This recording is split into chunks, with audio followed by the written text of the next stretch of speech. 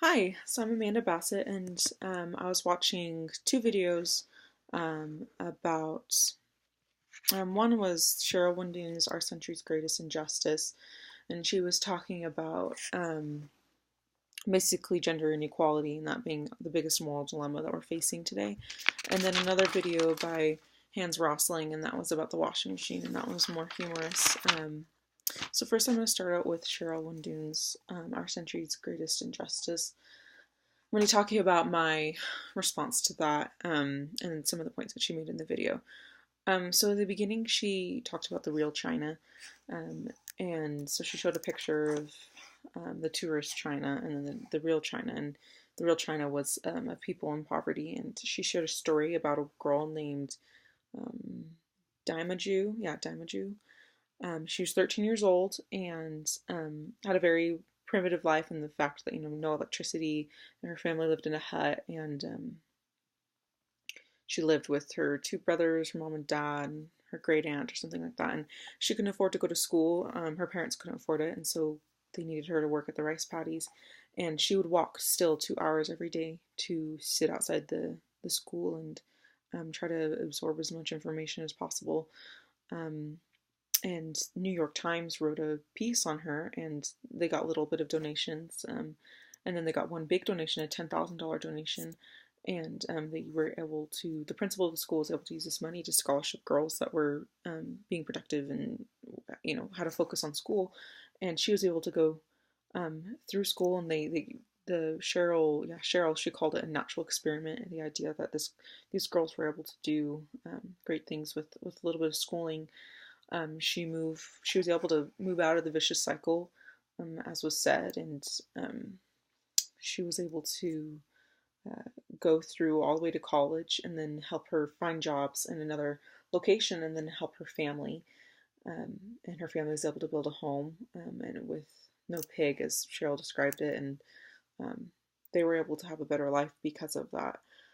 And um, I really like that story because it just showed that something. I mean, the $10,000 was given, which is a lot of money, but she didn't use that much money in her education, but she was able to do something really good with it, and the fact that she was able to improve her family's lifestyle and improve her family's quality of life. I'm sure she helped them get any sort of medical treatments they needed or anything that they wouldn't have been able to afford before. I mean, they weren't able to afford $13 to go to school for a year, so it was a very big help.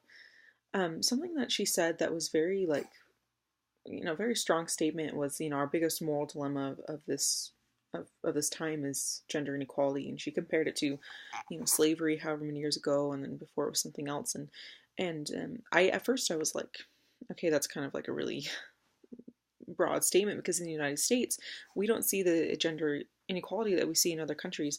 I was always, I've never felt like I was treated differently for being a woman. Um, I always got the same educational value. I was always treated the same. My parents treated me the same. My peers did, and so for me, I never understood that. But she was talking about the women in these other countries where there's a lot of poverty, and it is actually a lot more. She gives some statistics that are very surprising to me.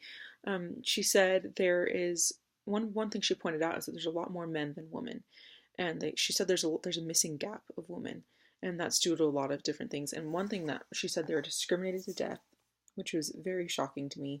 And then if families find out that with sonograms, if they find out they're having a baby that's a girl, they'll abort it. And then scarce resources. They talked about how a family in poverty, once the child reaches one, after they stop breastfeeding, that the family won't feed the girl as much as a boy because it they believe that boys have a better chance of helping and providing for the family, so they just stop caring for the child. Um, After 1 years old, it said that the rate for girls' death increased 50%, which was astounding to me. Um, she then posted up a statement that said, women and girls aren't the problem; they're the solution." And this is also, a very clear statement that I actually agreed with. Um, there was one story that she showed. Let me find it. Oh, there was a girl that was forced into marriage at 13. She had a baby and she had complications and she had a tear.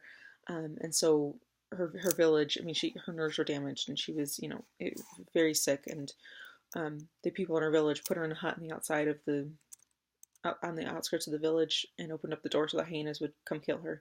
And she, fought them off with sticks and then crawled 30 miles to the next village to a missionary. And they were able to help her for $300 and fix her. And then she became a nurse and helped other people. And I just feel like that statement that she made, that women and girls aren't the problem, their solution, is very clear with this story.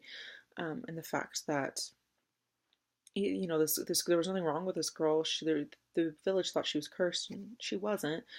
And as soon as she got schooling and she became a nurse, she was able to help so many people, and she became the solution in that problem. I just thought that was super impactful.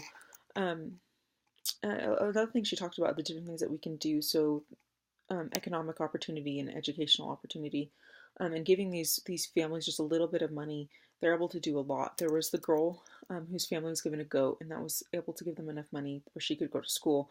And then she went through college, the first person in her village to go to the U.S. on a scholarship. And, it was a very small amount of money that was given for the goat, and she was able to do this great thing. So really, it's not that much, and an individual can really make a huge impact. Another thing is education, and the fact that if a girl has some educational value, even at all, she's able to do good things with it, and then she'll have fewer kids. And when she has those kids, she also raise them with a lot of educational enlightenment, which is something that they'll pass on as well, which is really good. And it does. She called it as being transformative, which I agreed with. This idea that they can do great things if they're given the opportunity to. So the next video was Hans Rosling's The Magic Washing Machine. And this one was more humorous and funny, and I really enjoyed it.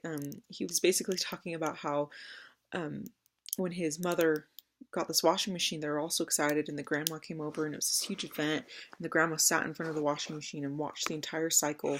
And it used to be something that would be hours of work of, heating the water up at the fire and then scrubbing and then drying and, this whole process that I've never done before. And he talks about how everybody wants the washing machine, and, there's how many billions of people in different brackets, and everybody wants it. And you have people that say, no, not everybody can have it because it'll hurt the environment. But he's basically, the people that do have so much are using so much more units of pollution, I guess you could say, than those who are not. And until they are using as much as the other people, they shouldn't tell the others what to use and what they can and can't use. I thought that was super impactful in the fact that everybody in the U.S. uses washing machines, and until you can't tell others not to use something for environmental reasons if you're not willing to do it yourself. And I know I'm not willing to do it myself, so I'm not going to tell people that. One thing at the very end that I want to comment on is he talked about how when his mom, something great that came out of the washing machine is that books came from the washing machine.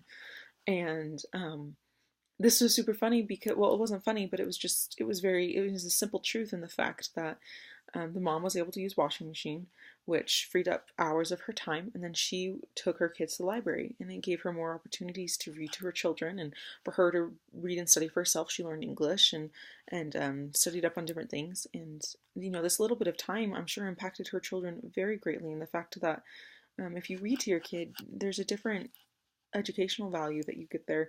And you'll do better in school, actually. There have been many studies on that. And I just thought that was something, if women have a little bit of time freed up to themselves where they can educate their children and educate themselves, they will take that opportunity, and then their lives and their children's lives will be much better for it. So thank you, and that is all.